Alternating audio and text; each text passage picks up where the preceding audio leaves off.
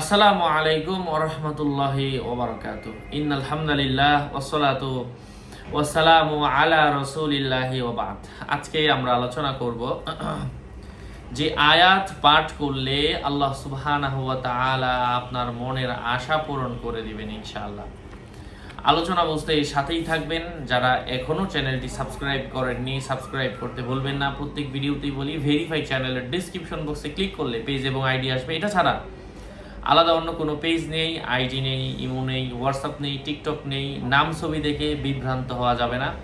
প্রত্যেক ভিডিওতে আলাদা আমি সাবধান করি, সতর্ক করি, কারণ অনেকে আমার নামে ফেসবুকে বিভিন্ন পেজ অথবা আইডি খুলে ভরে ফেলছে, নাম ছবি থাকলে আমি না। যাই হোক, আমি যে আমলের কথা বলবো, যে আমলটা করলে আপনার মনের আশা পূরণ হবে, এবং এই আমলের ব্যাপারে হাদিসের মধ্যে, কোরআনের মধ্যে এসেছে যে আমি আল্লাহ তোমাদেরকে দিব, তোমাদের মনের আশা পূরণ হবে, আমি আল্লাহ বলে দিচ্ছি, কারণ এটা আল্লাহ পাকের ওয়াদা।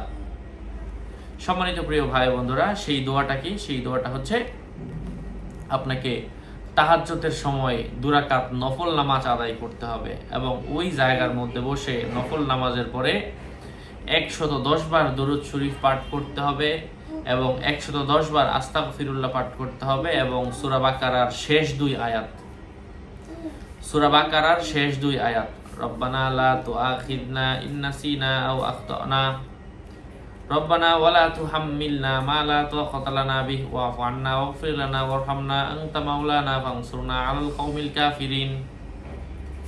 এই যে আয়াতগুলো আছে সূরা বাকারার শেষের দিকে, এই আয়াতগুলো আপনারা পাঠ করবেন। 2টা আয়াত, সূরা বাকারার শেষের 2 আয়াত, অথবা আমি যতটুকু বলেছি ততটুকু বললে হবে। এবং আল্লাহর কাছে এই দোয়াটা মোনাজাতের মধ্যে যদি আপনি করেন এবং আপনার প্রার্থিত বস্তু আল্লাহর কাছে চান, আল্লাহ আপনাকে ফিরিয়ে দিবেন না ইনশাআল্লাহ।